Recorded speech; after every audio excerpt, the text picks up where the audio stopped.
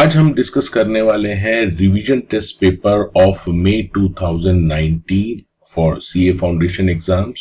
और इसमें हम जो पोर्शन कवर करने वाले हैं वो paper 2 section A that is business loss.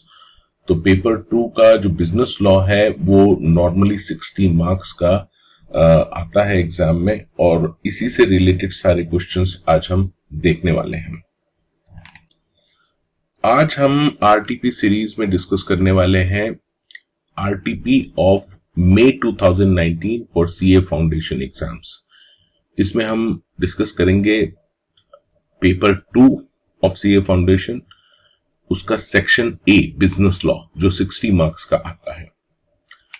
सबसे पहले ये जो क्वेश्चंस हैं इसके कितने क्वेश्चंस हैं वो देख लेते हैं, किस किस तरह के क्वेश्चंस हैं। ये जो आरटीपी है मई 2019 की, इसमें टोटल 11 क्वेश्चंस दे रखे हैं। उसमें से first 3 questions Indian contract act से रिलेटेड है, पहले हम वो देखेंगे। उसके बाद next 3 questions sales of goods act से रिलेटेड है। उसके बाद next 2 Indian partnership act. 9th question LLP से रिलेटेड है, और 10th and 11th 2 questions companies act से रिलेटेड है। तो आइए एक एक करके इन सभी क्वेश्चंस को हम एनालाइज करते हैं। सबसे पहले हम देखेंगे question number 1। Question number 1 2 parts में दे रखा है। पहला पार्ट हम देखेंगे और उसके बाद सेकंड पार्ट जो क्वेश्चन 1 का है वो देखेंगे। तो पहले देखते हैं क्वेश्चन 1 का फर्स्ट पार्ट। ये in the form of case law दे रखा है, तो पहले केस लॉ को समझ लेते हैं कि क्या है, और उसके बाद ABC 3 तरह के क्वेश्चंस पूछे गए हैं इसमें, वो हम आंसर करेंगे। तो इसमें ये कह रहे हैं कि P sells by auction to Q a horse which P knows to be unsound। अब यहां पर P जो पर्सन है वो अपना जो हॉर्स है, ये अपना जो हॉर्स है ये सेल कर रहा है ऑक्शन में, और इसे ये पता है कि ये अनसाउंड माइंड का है। यानी ये जो हॉर्स है this is of unsound mind and P knows this fact and still he is selling this by auction to Q. अब ये बड़ा इंटरेस्टिंग फैक्ट है कि ये जो सेल हो रही है ये ऑक्शन लिखा है, यहां पर ऑक्शन में सेल हो रही है। The horse appears to be sound. अब यहां पर अपीयर्स टू बी साउंड का मतलब है कि फिजिकल अपीयरेंस से अगर आप देखें तो इसका कुछ पता नहीं चलता है घोड़े का कि ये अनसाउंड माइंड का हो सकता है। यानी फिजिकल अपीयरेंस से ये साउंड लगता है, ठीक ठाक लगता है। But P knows about the unsoundness of the horse. P को जैसा कि पता है अनसाउंड माइंड, यानी जो सेलर है उसको पता है कि this horse is of unsound mind. And ये कहते हैं आगे, is this contract valid in the following circumstances.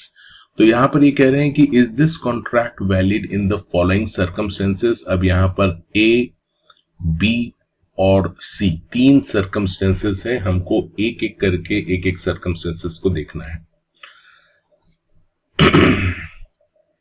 पहला जो केस ये कह रहे हैं इसमें ये दे रहे हैं कि if P says nothing about the unsoundness of the horse to Q। अब यहां से हमको ऐसा लगता है कि ये जो ऑक्शन वर्ड यूज किया है यहां पर, ये थोड़ा सा गलत यूज किया गया है, क्योंकि यहां पर शायद P और Q के बीच में डायरेक्ट डीलिंग हो रही है, और इस वजह से ये ऑक्शन वर्ड थोड़ा सा ऑब्जेक्शनेबल है यहां पर। फिर भी आरटीपी में कई तरह की मिस्टेक्स हो सकती हैं जिनको हमको कुछ कर नहीं सकते जिसके लिए, और हमको वो in the light of given information he interpret करना पड़ेगा।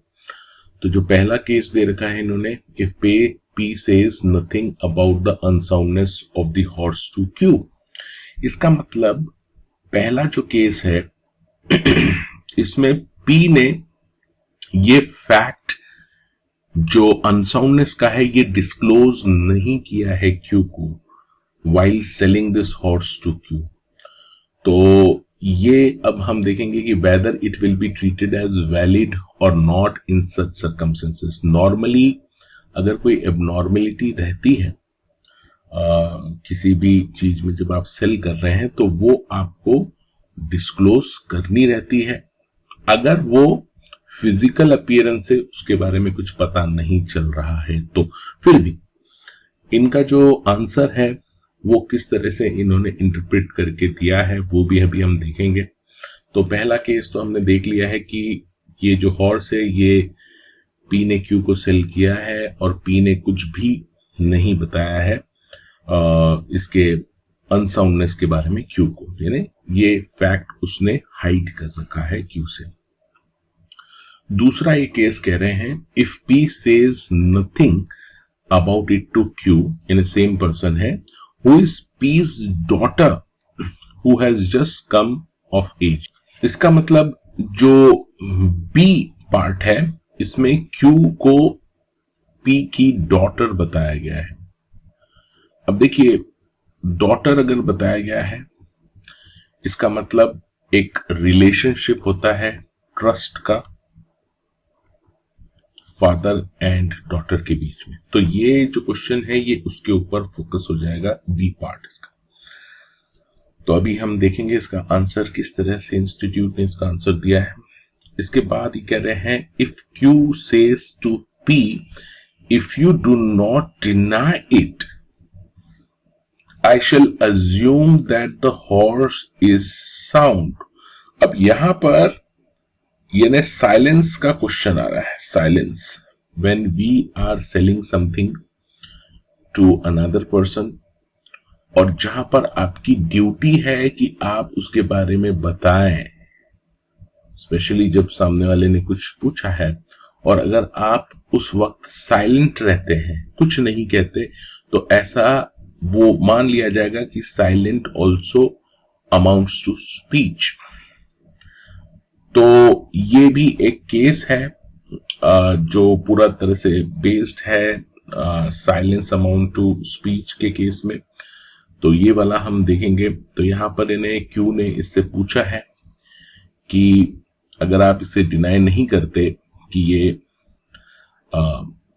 साउंड अनसाउंड नहीं है then I will assume that the horse is sound। इस तरह से क्वेश्चन किया है और पी ने उसका कोई जवाब नहीं दिया।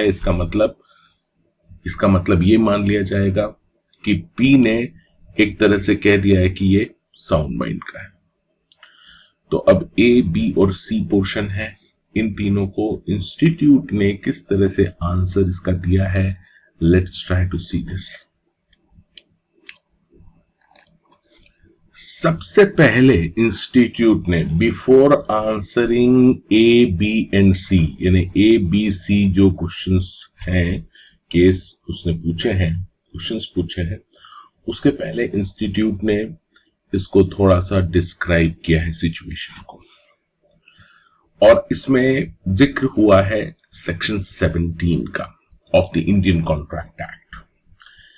यानी यहां से रेंडमली उसने उठाया है इंस्टीट्यूट में सेक्शन 17 को और ये कह रहे हैं यहां पर कि mere silence as to the fact likely to affect the willingness of a person to enter into a contract is not fraud। यानी यहां पर सेक्शन 17 का जिक्र करते हुए कह रहे हैं कि केवल आपका चुप रहना कॉन्ट्रैक्ट करते समय आपका चुप रहना about any fact which may affect other person's willingness to enter into a contract or not does not amount to fraud। ठीक है, unless यहां पर पूरी चीज लिखी हुई है unless the circumstances of the case are such that regard being had to them it is the duty of the person keeping silence to speak। तो यहां पर ये कह रहे हैं कि साइलेंस एज सच तो फ्रॉड नहीं होता, लेकिन जब आपकी ड्यूटी है कि आप कुछ कहें when there is a duty to speak और उसके बावजूद आप चुप रहते हैं तो ऐसे में जो साइलेंस है it is equivalent to speech, तो वो आपके स्पीच के बराबर माना जाएगा साइलेंस को।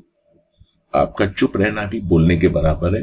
Hence in this instant case, अब इसने आंसर देने की शुरुआत की। तो इसका मतलब यहां पर उसने पहले भूमिका बनाई है, बैकग्राउंड दिया है पहले इस केस में जो सॉल्व करने में यूज हो रहा है। हालांकि ये सी वाले केस में यूज होगा, साइलेंस की बात है। ए और बी जो केस है ये थोड़ा सा अलग है, इससे रिलेटेड भी है लेकिन पूरा इस पे डिपेंडेंट नहीं है। लेकिन मैंने आपके लिए सेक्शन 17 एग्जैक्टली क्या कह रहा है, ये इंस्टीट्यूट ने नहीं दिया है, लेकिन मैंने आपके लिए उसको पूरा का पूरा यहां पर कवर किया है। तो सबसे पहले हम सेक्शन 17 देख रहे हैं और उसके बाद इंस्टीट्यूट ने ABC का आंसर किस तरह से दिया है वो देखें। तो सेक्शन 17 में फ्रॉड को डिफाइन किया है। तो सेक्शन 17 ये कह रहा है यहां पर फ्रॉड मीन्स एंड इंक्लूड्स। तो हम देख लेते हैं पहले सेक्शन 17 को अच्छी तरह से। सेक्शन 17 कहता है फ्रॉड का मतलब क्या है। Fraud means and includes any of the following acts. तो यहां पर एक्ट लिखे हैं, किस तरह के काम हैं जिनको फ्रॉड माना जाएगा, 1 2 3 4 5। तो any of the following acts committed by a party to a contract or with his convenience or by his agent with intent to deceive another. अब ये जो पॉइंट है फ्रॉड के केस में ये बहुत ही इंपॉर्टेंट है। तो means and includes following acts or with intent to deceive another। तो यहां कहने का मतलब है आपकी ये जो काम कर रहे हैं उसमें आपका जो इंटेंशन है, आपका जो भाव है वो दूसरे व्यक्ति को धोखा देने का है। इस तरह से आप ये अगर काम कर रहे हैं तो उसको फ्रॉड माना जाएगा। तो इंटेंशन बहुत ही मायने रखता है इसमें। Intent to deceive another party of his agent or to induce him, या फिर इंड्यूस करता है उसको, प्रभावित करता है him to enter into a contract. तो यहां पर कौन कौन से एक्ट्स बताए गए हैं वो देख लेते हैं। पहला, suggestion as a fact of that which is not true. तो पहला तो ये बोल रहा है कि सजेस्ट कर रहा है, यानी यहां पर वो खुद होके सजेस्ट कर रहा है सामने वाली पार्टी को किसी फैक्ट के बारे में which is not true by one who does not believe it to be true, और जिसको पता है कि ये फैक्ट सही नहीं है उसके बाद भी वो चीज बता रहा है उसको। तो यहां सजेशन दे रहा है किसी फैक्ट के बारे में जो कि गलत है और उसे भी पता है कि ये गलत है, तो इसको हम फ्रॉड मानेंगे। ठीक। दूसरा, एक्टिवली कंसीलमेंट। अभी हमारा जो केस चल रहा है उसमें इसने कुछ सजेस्ट तो नहीं किया है, यानी ये तो पॉइंट एप्लीकेबल नहीं हुआ, किसी तरह का सजेशन नहीं दिया उसने। इनफैक्ट वो तो चुपचाप बैठा है। तो अभी हम आगे चलते हैं। दूसरा जो पॉइंट है, active concealment of a fact by one having knowledge और बिलीव ऑफ द फैक्ट। ये एक सेकंड पॉइंट है जो इस केस में काफी काम आ सकता है आपको। एक्टिव कंसीलमेंट,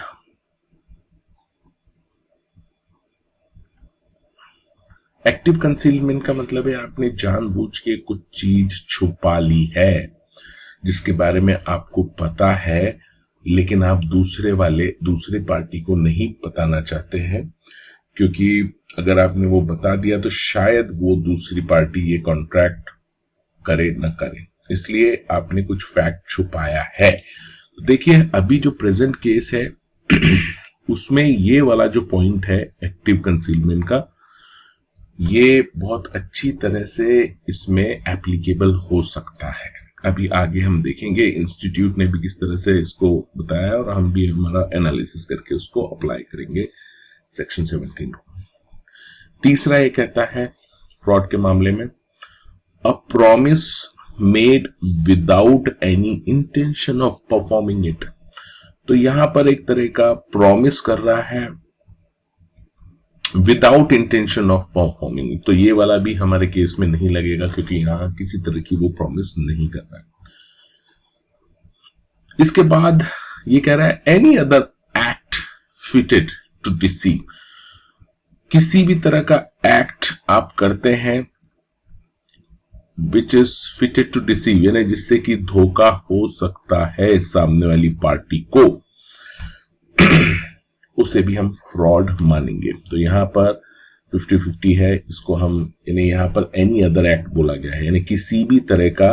तो अगर हम केस को देखें कि यहां चुपचाप बैठा है, वो बता नहीं रहा है, कंसीलमेंट का तो पॉइंट लग रहा है यहां पर, लेकिन एक्ट डिसीव इसमें भी क्योंकि ये जनरल पॉइंट है इसमें भी ये आ सकता है। बट एनीवे अभी हम आगे चलते हैं 5th पॉइंट पे, एनी सच एक्ट और ओमिशन। देखिए यहां पर ओमिशन की बात कर रहा है।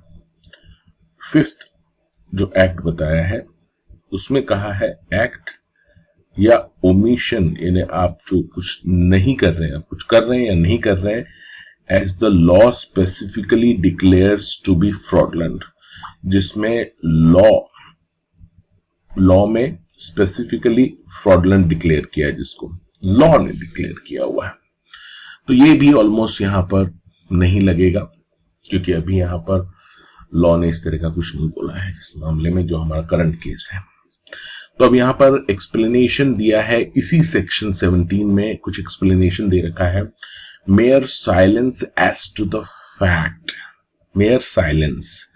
अब यहां पर जो इंस्टीट्यूट ने कोट किया है एक्सप्लेनेशन वही यहां सेक्शन 17 में दिया है, लेकिन आप ध्यान से इसको देखना क्या लिखा है यहां पर, mere silence as to fact likely to affect the willingness of a person to enter into a contract is not fraud। तो ये तो हम भी मानते हैं कि mere silence, केवल खामोशी अपने आप में फ्रॉड नहीं है,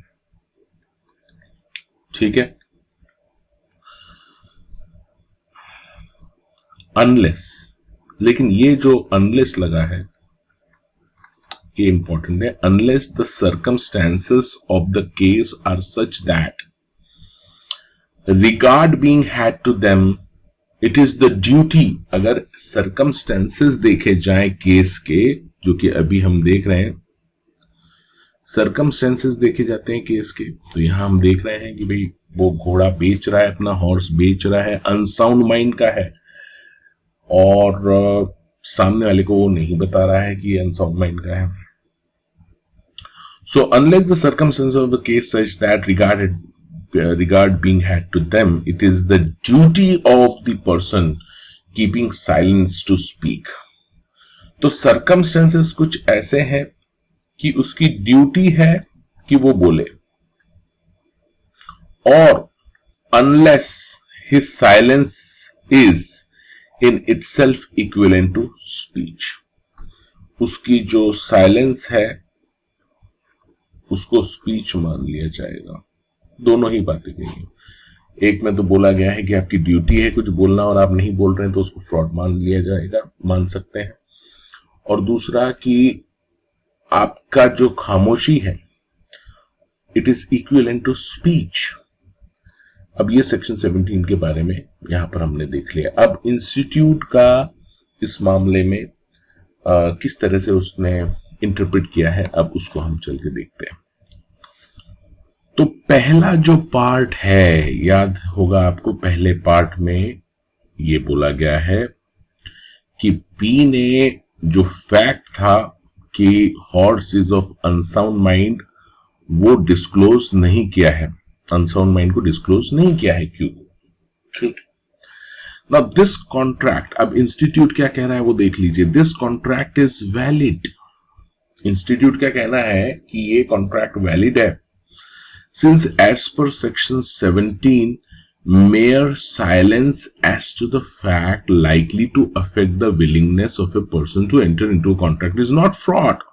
ठीक है, तो इंस्टीट्यूट ने सेक्शन 17 का एक्सप्लेनेशन पकड़ा है, और वो एक्सप्लेनेशन भी कौन सा पकड़ा है, ऊपर वाला जो पहला उन्होंने बोला है कि mere silence does not amount to fraud।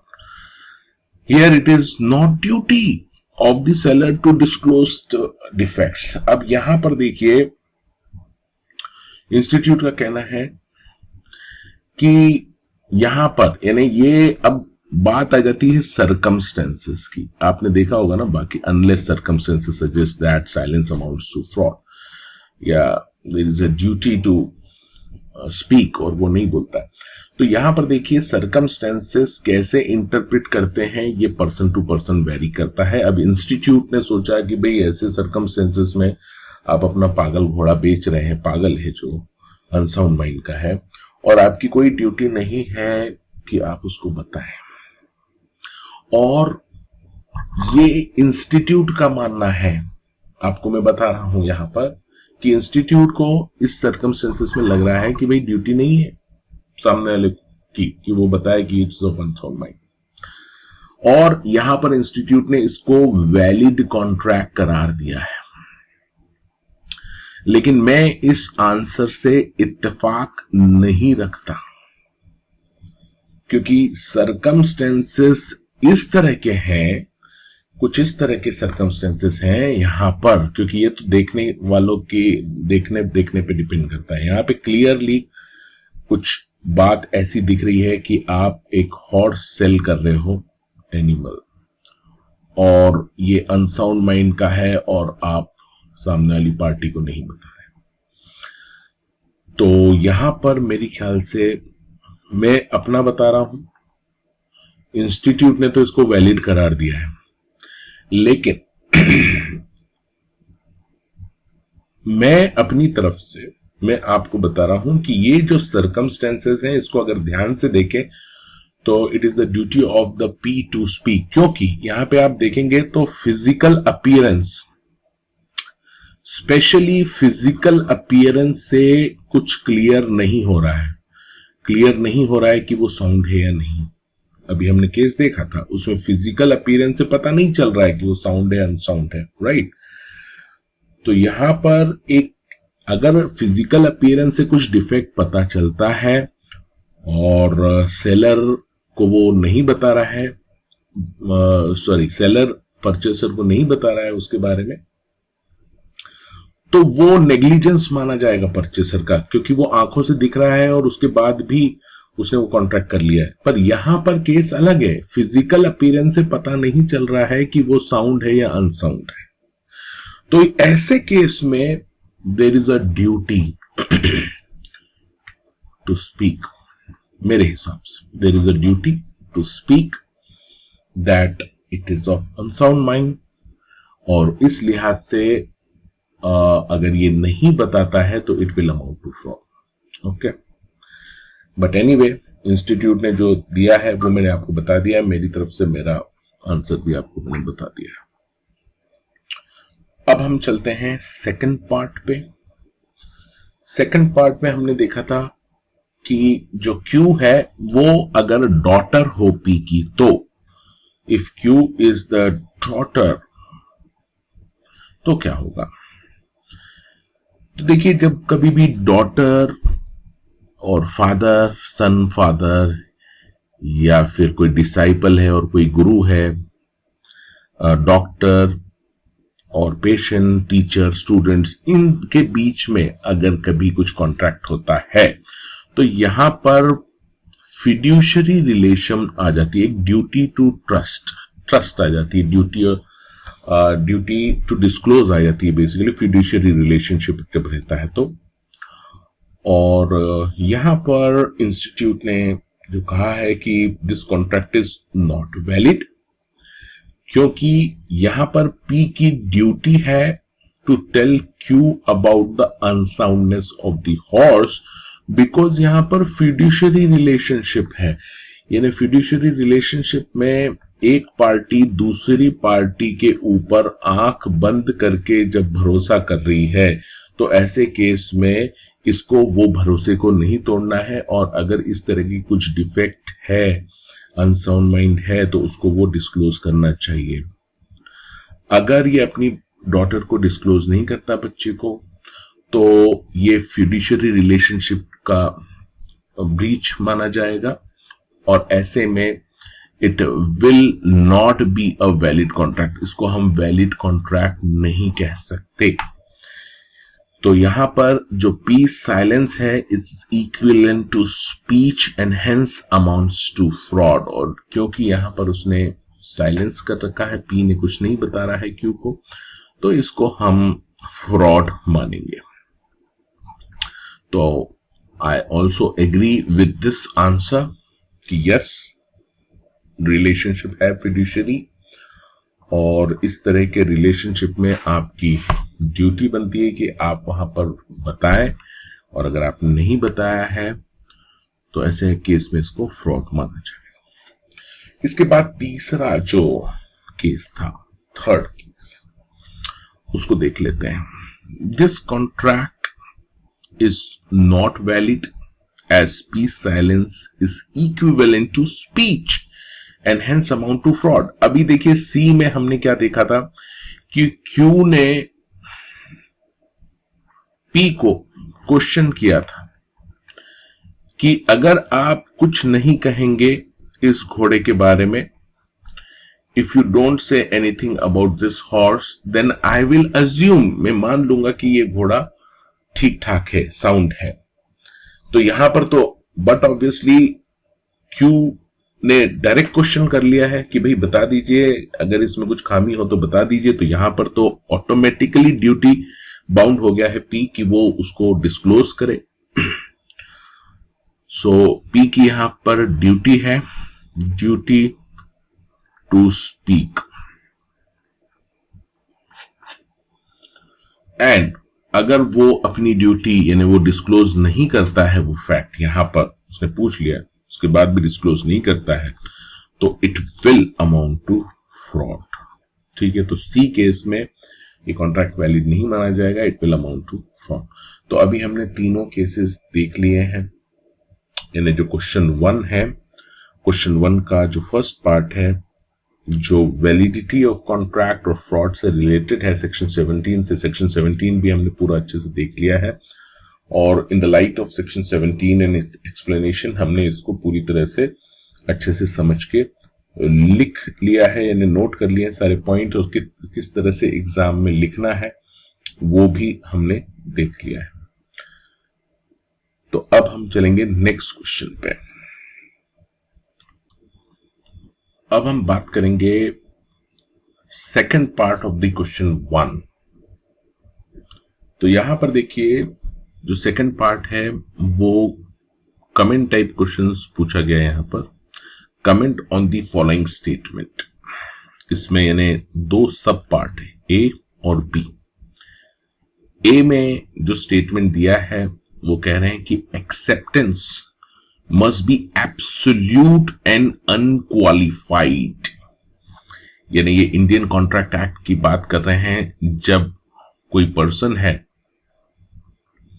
वो कुछ ऑफर करता है, ऑफर देता है अदर पार्टी को, तो यहां पर जो एक्सेप्टेंस होगा इस ऑफर का, ये एब्सोल्यूट होना चाहिए, अनक्वालिफाइड होना चाहिए। एब्सोल्यूट यानी पूरा पक्का, और विदाउट एनी कंडीशन। अनक्वालिफाइड यानी किसी भी तरह का आप कंडीशन, उसमें कंडीशनल एक्सेप्टेंस नहीं कर सकते इस ऑफर का। तो यस, ये जो स्टेटमेंट है बिल्कुल सही है, लेकिन केवल सही है ये लिख के काम नहीं चलेगा, इसको हमको एक्सप्लेन करना पड़ेगा, हमको कमेंट करना है। तो इसके बारे में हम कमेंट करेंगे, वो हम अभी आगे देखेंगे। जो दूसरा पार्ट है क्वेश्चन 1 सेकंड पार्ट का, जो बी पार्ट है, इसमें इन्होंने कमेंट करने को बोला है स्टेटमेंट पे।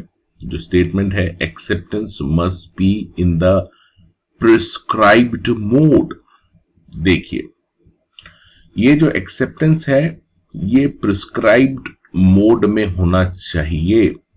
अगर कोई मोड प्रिस्क्राइब्ड किया है ऑफरर ने कि भाई इस तरह से आपको एक्सेप्टेंस करना है, मसलन ईमेल के थ्रू आपको एक्सेप्टेंस करना है, तो फिर आपको वो प्रिस्क्राइब मोड में ही एक्सेप्टेंस करना पड़ेगा। तो ये जो स्टेटमेंट है कि acceptance must be in prescribe mode, ये भी बिल्कुल सही है। Yes, it is also true, but you have to comment, पूरा डिटेल्स आपको देना है यहां पर। तो आइए चलते हैं, अभी हम इंस्टीट्यूट ने इनके ऊपर जो कमेंट किया है वो किस तरह से कमेंट किया है।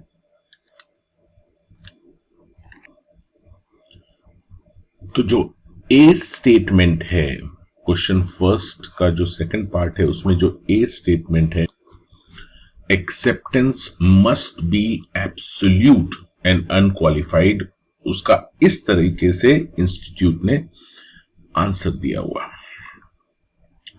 इसमें जिक्र किया है सेक्शन 7 का ऑफ इंडियन कॉन्ट्रैक्ट एक्ट, जो ये कहता है कि acceptance is valid only when it is absolute and unqualified and is also expressed in some usual or reasonable manner। यानी जो एक्सेप्टेंस है वो आपका एक रीजनेबल मैनर में होना चाहिए। अगर सामने वाले ने कोई प्रिस्क्राइब मोड नहीं किया है तो एक यूजुअल और रीजनेबल मैनर में आपको एक्सेप्ट करना चाहिए ऑफर को। Unless the proposal prescribes the manner in which it must be accepted। तो जैसा कि मैंने बताया कि अगर आपने एक पर्सन है, उसने कुछ ऑफर दिया है पर्सन को, दूसरे पर्सन को, कि these are the goods, if anybody wants or you wants you can buy this, for that you can fill the form।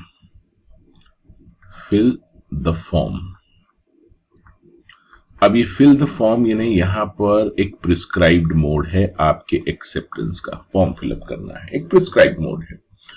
तो अगर प्रिस्क्राइब्ड मोड है तो आपको प्रिस्क्राइब्ड मोड में ही एक्सेप्टेंस करना है सामने वाली पार्टी को।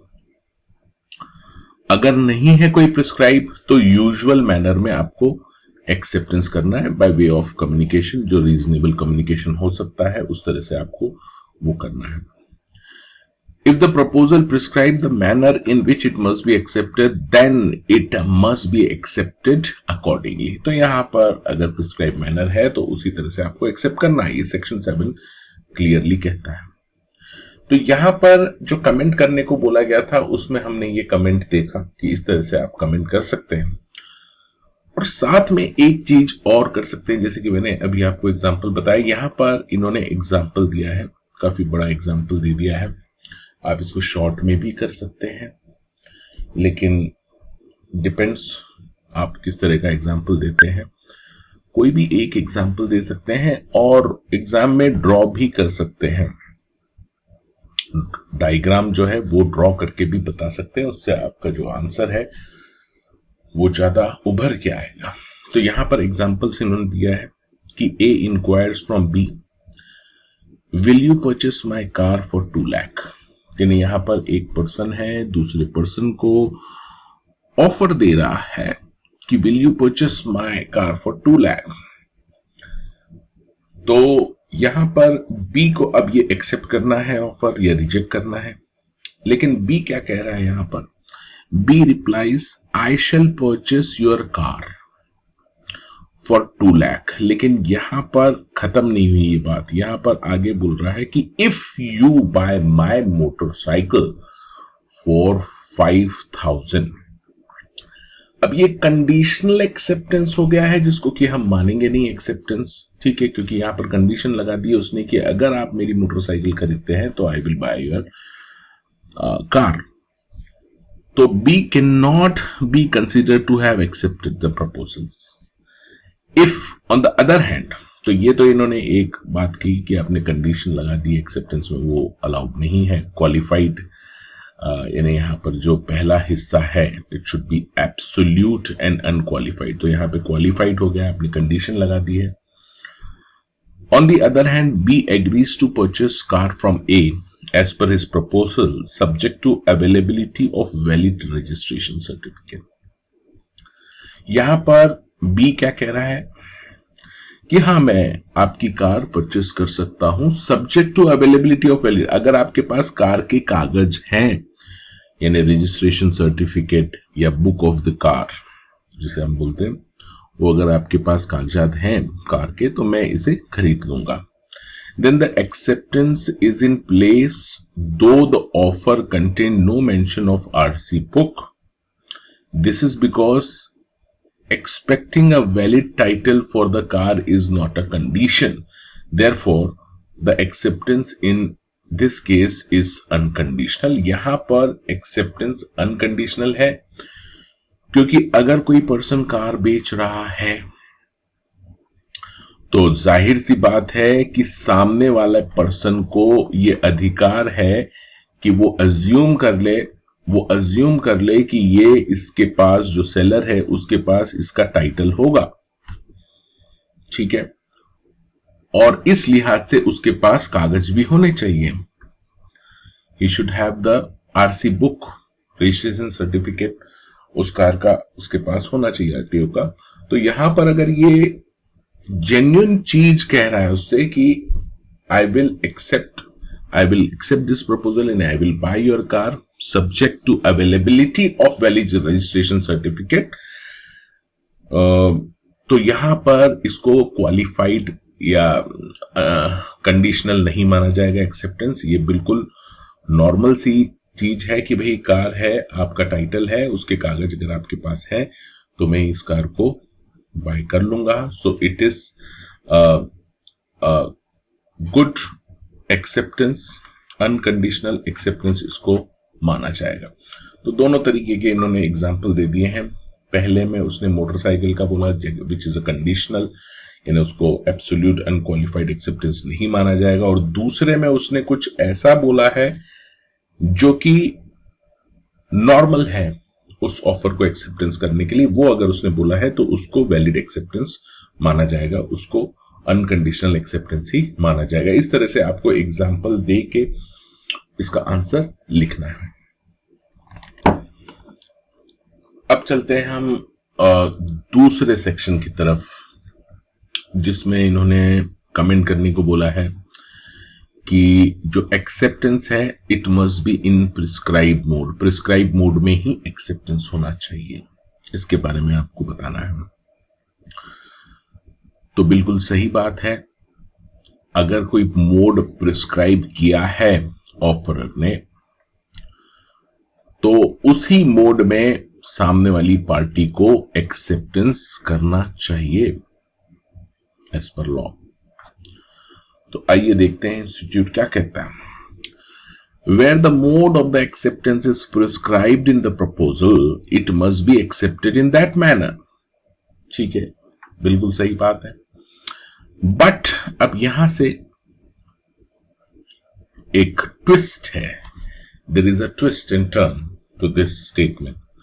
If the proposer does not insist, ये बड़ी खास चीज है, इसको आप देख लीजिए। If the proposer does not insist on the proposal being accepted in the manner prescribed after it has been accepted otherwise, यानी उसने किसी दूसरे वे में उसने एक्सेप्ट किया था और उसको वो ऑफरर ने एक्सेप्ट कर लिया है और उसको इंसिस्ट नहीं कर रहा है कि नहीं प्रिस्क्राइब मोड में एक्सेप्ट करो, that is not prescribe manner में उसने वो not in the prescribe manner उसने एक्सेप्टेंस किया है। The proposer is presume to have consented to the acceptance. बहुत ही इंपॉर्टेंट पॉइंट लिखा हुआ है यहां पर।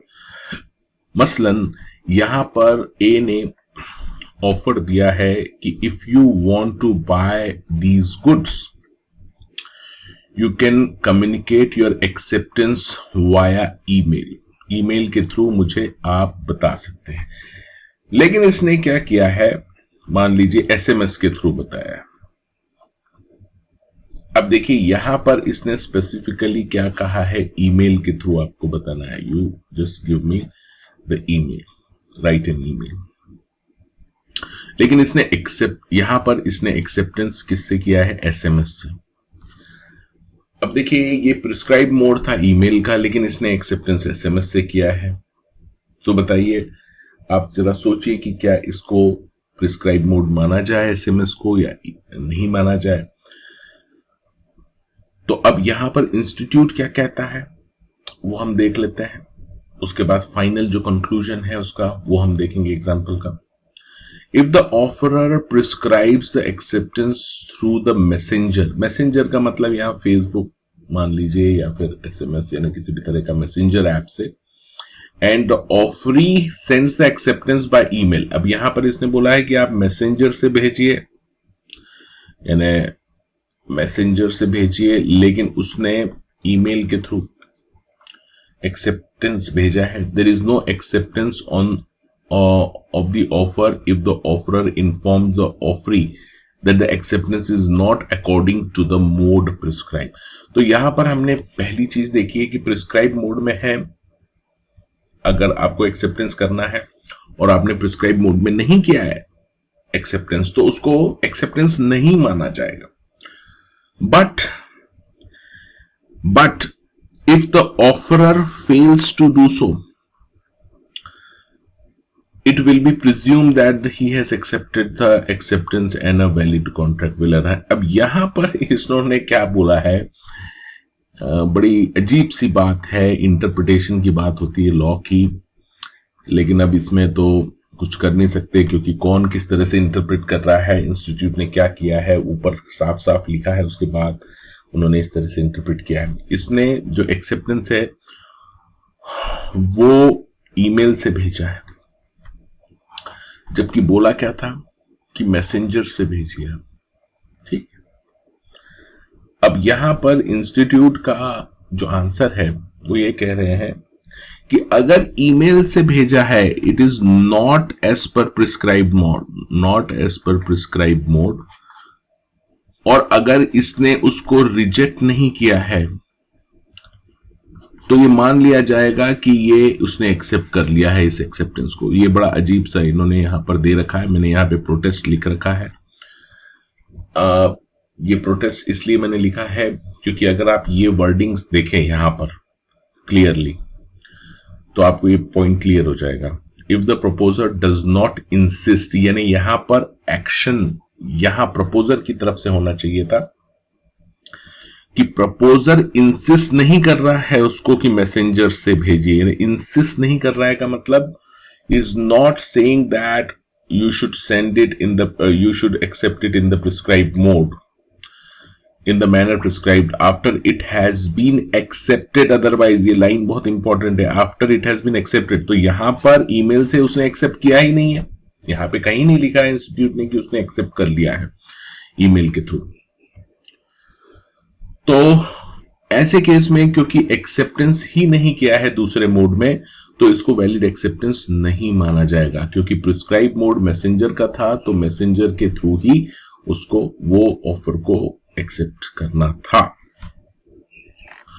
तो अब यहां पर क्या होता है कि देखिए इसमें इंटरप्रिटेशन की बात हो जाती है, तो इसीलिए आपने अगर कभी भी लीगल टेंडर्स देखे होंगे तो उसमें लिखा जाता है कि अगर किसी को भी ये परचेस करना है these goods, then you should fill up the form, this form, acceptance by any other mode will not be accepted। इस तरह से लिख दिया जाता है यहां पर क्लियरली, जिससे कि किसी भी तरह का शक न हो, लॉ के जो इंटरप्रिटेशन के प्रॉब्लम है वो ना हो, इसीलिए वहां पर क्लियरली। कई बार आपने देखा होगा कि भाई ये अगर किसी को भी करना है तो चेक दे दीजिए, चेक डिमांड ड्राफ्ट नहीं चलेगा, ये इस तरह की चीजें आप क्लियरली मेंशन कर देते हैं कॉन्ट्रैक्ट यानी जो ऑफर रहता है उसी में, जिससे कि बाद में इंटरप्रिटेशन का इश्यू न आए। तो मेरे हिसाब से मैंने आपको बता दिया है, यहां पर ये लाइन काफी इंपॉर्टेंट है। अगर उसने दूसरे मोड में एक्सेप्ट नहीं किया है, ऑफरर ने दूसरे मोड में एक्सेप्टेंस आया है, लेकिन उसने अगर उसको एक्सेप्ट नहीं किया है तो उसको वैलिड एक्सेप्टेंस नहीं माना जाएगा। इन्हें प्रिस्क्राइब मोड में ही एक्सेप्टेंस होना चाहिए। हाँ, ऑन द अदर हैंड अगर वो ईमेल से एक्सेप्टेंस कर रहा है और ऑफरर ने उसको एक्सेप्ट कर लिया है तो ऐसे केस में फिर प्रिस्क्राइब मोड का कोई रह नहीं जाता कंप्लाई करना, क्योंकि एक बार जब एक्सेप्ट कर लेता है एक्सेप्टेंस को ऑफरर दूसरे मोड में, तो फिर प्रिस्क्राइब मोड को आप इग्नोर कर सकते हैं। लेकिन अगर उसने एक्सेप्ट नहीं किया है अदर मोड में तो फिर उसको वैलिड एक्सेप्टेंस नहीं माना जाएगा। अब हम बात करते हैं क्वेश्चन 2 की। क्वेश्चन 2 में भी दो पार्ट्स दे रखे हैं, पार्ट 1 और पार्ट 2। पार्ट 1 को फिर से दो पार्ट्स में डिवाइड कर रखा है यहां पर, ए और बी। ए जो पार्ट है उसमें कहा गया है explain the concept of miss representation in the matter of contract. Contract में मिस रिप्रेजेंटेशन क्या होता है, यानी यहां पे फ्रॉड की बात नहीं की है, मिस रिप्रेजेंटेशन की बात की है, जिसको आपको एक्सप्लेन करना है। और दूसरा पार्ट एक केस की फॉर्म में दे रखा है। दूसरा पार्ट भी हम देख लेते हैं और उसके बाद हम इसका जो सॉल्यूशन है वो देखेंगे। दूसरे पार्ट में ये कहते हैं Sohan induced Suraj to buy his motorcycle saying that, यानी सोहन है, इसने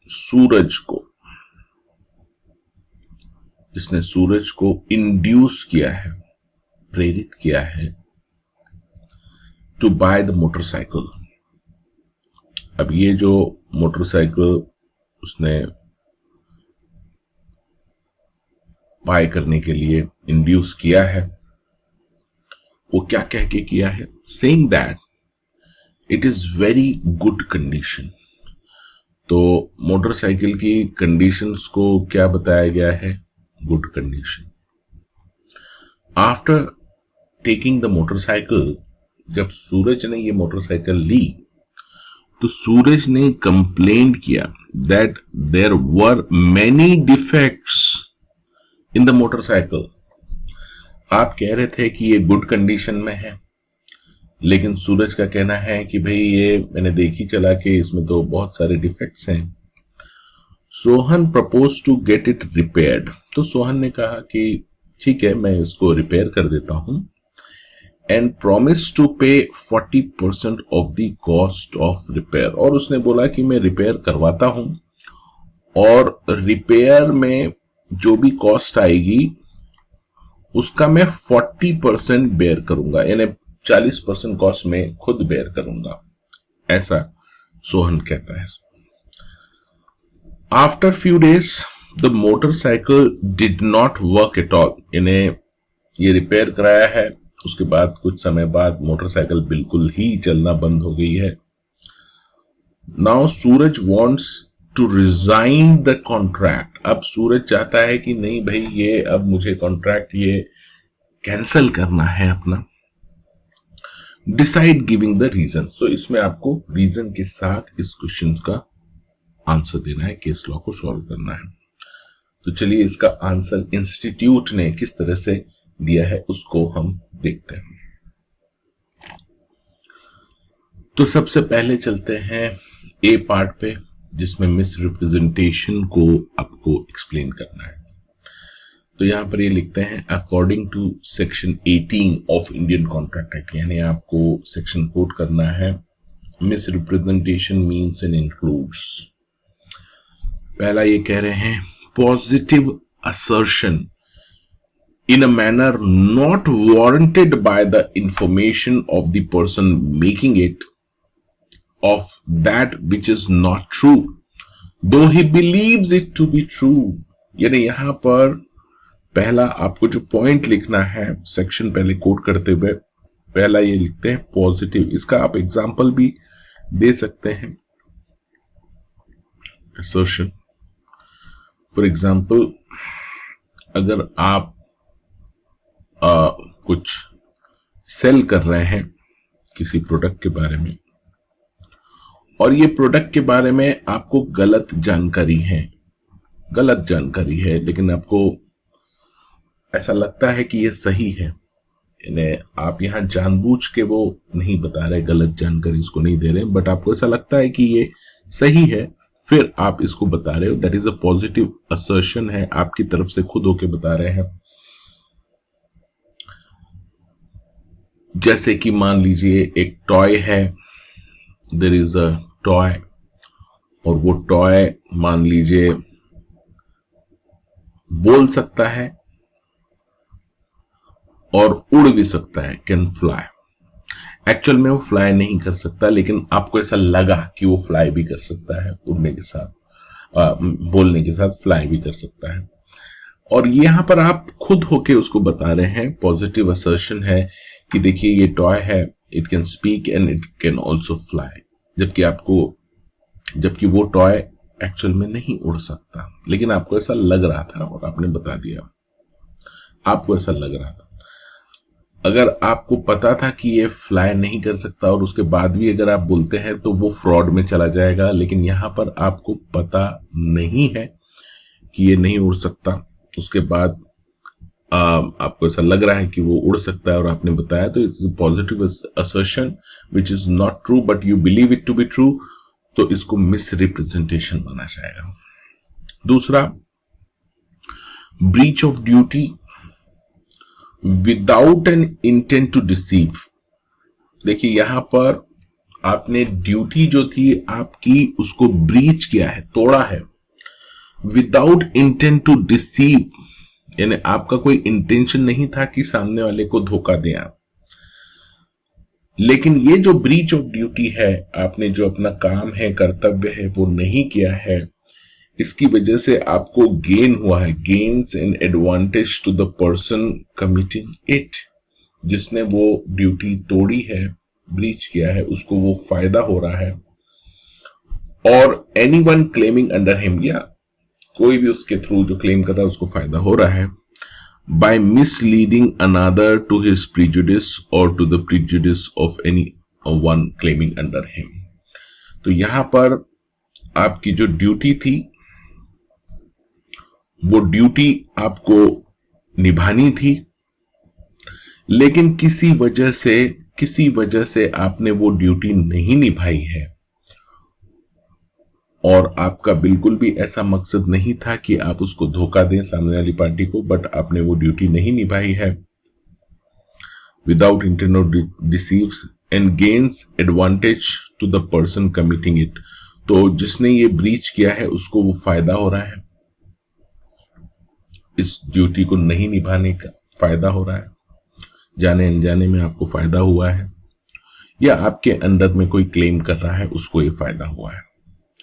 तो ऐसे केस में भी ये मिस रिप्रेजेंटेशन का केस मान लिया जाएगा, जिसका भी आप एग्जाम्पल देके आप इसको एक्सप्लेन कर सकते हैं। अभी हमारे पास टाइम कम है, इसलिए मैं यहां पर ज्यादा डिटेल में नहीं जा रहा हूं, लेकिन ये पॉइंट बाय पॉइंट आपको लिखना है।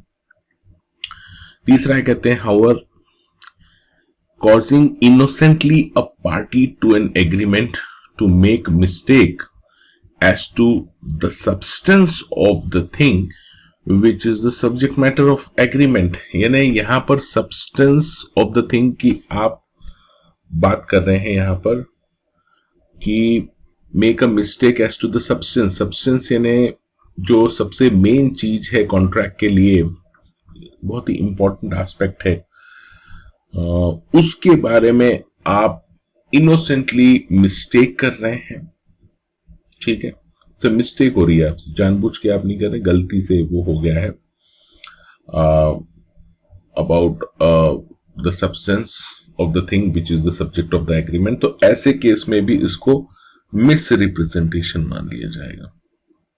तीनों चीज एक ही तरफ इशारा कर रहे हैं कि यहां पे आपका इंटेंशन नहीं है सामने वाली पार्टी को धोखा देने का, जाने अनजाने में आपसे गलत बयानी हुई है, आपकी ड्यूटी आपने नहीं फॉलो की है, गलती से आपने कुछ ज्यादा बोल दिया है जो कि सही नहीं था, आपका इंटेंशन, तीनों ही केस में आपको याद रखना है मिस रिप्रेजेंटेशन में कि there was no intention intention उसका नहीं था, इरादा नहीं था कि सामने वाले पार्टी को वो धोखा दे, लेकिन वो कुछ गलत बोल गया है या अपनी ड्यूटी थी वो फॉलो नहीं की है, या सब्सटेंस जो है मेन थिंग के बारे में उसने कुछ गलत जानकारी दे दी है अननोइंगली, तो ऐसे में इसको मिस रिप्रेजेंटेशन माना जाएगा।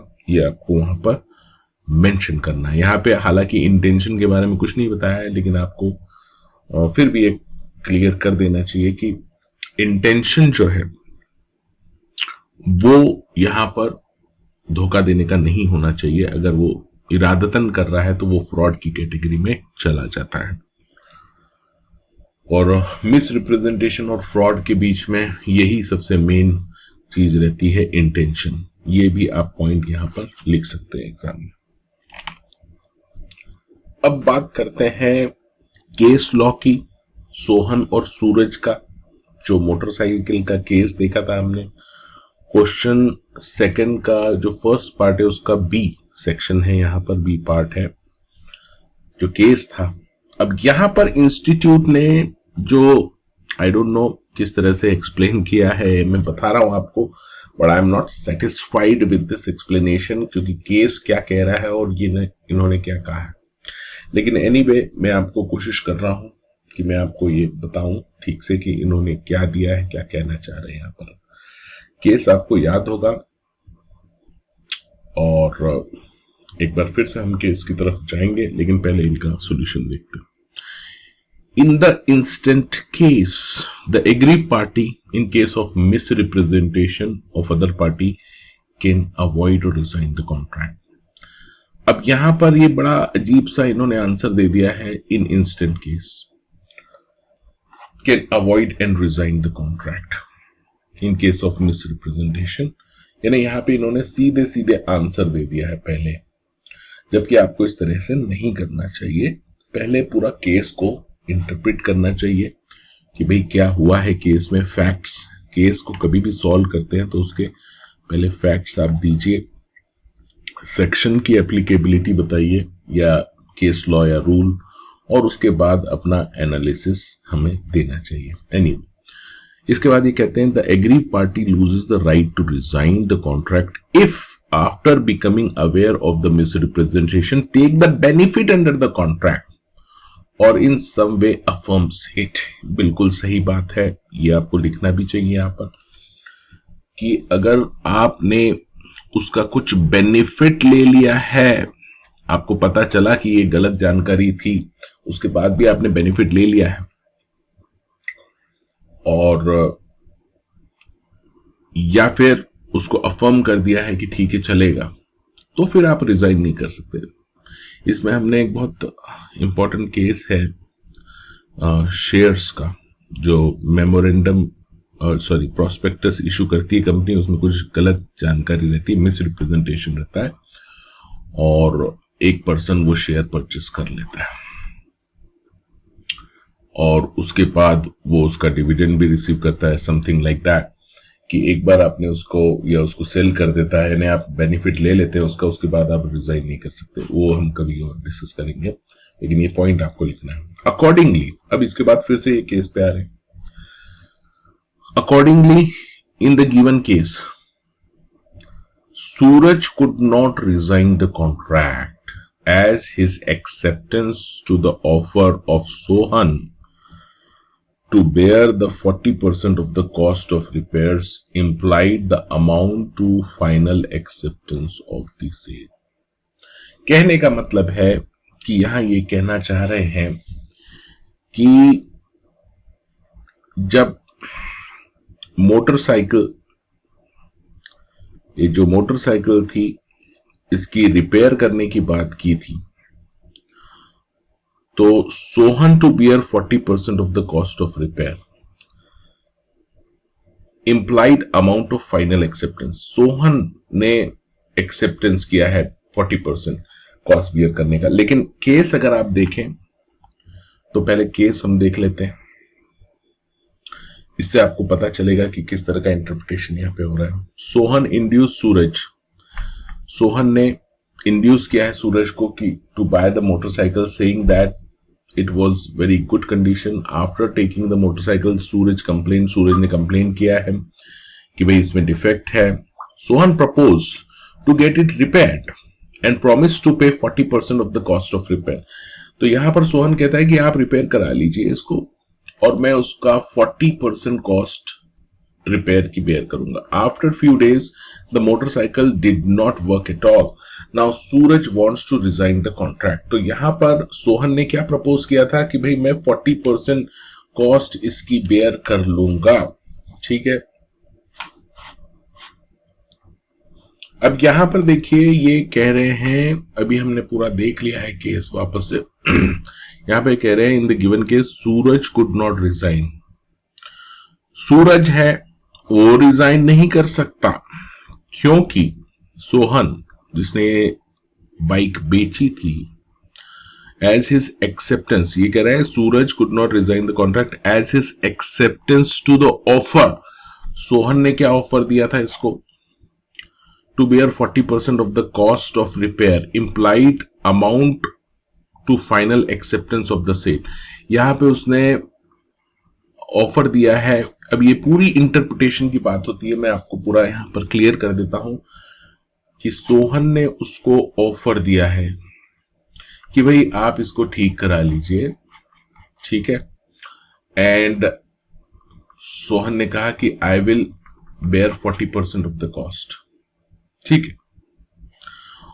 अब ये जो ऑफर दिया है इसने कि भाई आप रिपेयर करा लीजिए, ठीक है, and I will bear 40% of the cost. तो यहां पर इंस्टीट्यूट ने ऐसा माना है कि ये अगर ऑफर इसको एक्सेप्ट कर लेता है तो ये मान लिया जाएगा कि सूरज ने यहां पर बेनिफिट लिया है इसका और उसके बाद रिजाइन नहीं कर सकता. अब ये पूरा इंटरप्रिटेशन की बात होती है. यानी एक केस है, हाई कोर्ट ने कुछ और फैसला सुनाया, सुप्रीम कोर्ट ने और कुछ फैसला सुनाया, इस तरह की बात होती है. तो इंस्टीट्यूट का कहना है, पहली बात तो इंस्टीट्यूट ने यहां पर इंस्टेंट केस में या पहले ही फैसला सुना दिया है इंस्टेंट केस.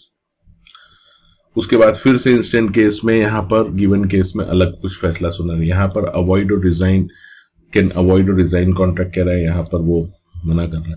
तो आप मेरे हिसाब से अगर माने तो ये जो सोहन है इसने जो ऑफर दिया है कि 40% कॉस्ट बेयर कर रहा हूं, इसमें इसका कोई बेनिफिट नहीं है. बेनिफिट क्या मिल रहा है इसको? पहले ही पूरी कंडीशन डैमेज्ड है और वो उसका कुछ बेनिफिट नहीं ले पा रहा है. रिपेयर करा रहा है उसके बाद भी वो नहीं चल रही है. It is not working at all. अब यहां पर इंटरप्रिटेशन कुछ ऐसा कर सकते हैं कि कुछ समय बाद नहीं चली, यानी थोड़ा बहुत आपने बेनिफिट ले लिया, इस तरह का आप इंटरप्रिटेशन कर सकते हैं. ये पूरा fact and circumstances of the case पे जाता है. तो यानी दोनों तरह के आंसर यहां पे निकल के आ रहे हैं. एक में आप उसको ऐसा बता सकते हैं कि भाई इसमें इसको कुछ भी बेनिफिट नहीं मिला है, जबकि जस्ट परेशानी हुई है कि वो मोटरसाइकिल को बस रिपेयर कर रहा है, उसमें 60% कॉस्ट भी दे रहा है, उसके बाद भी नहीं चल रही है, बेनिफिट नहीं मिला है. अगर बेनिफिट नहीं मिला है, उसने कोई बेनिफिट नहीं दिया इस कॉन्ट्रैक्ट में, तो वो रिजाइन कर सकता है. ये आपको लिखना है.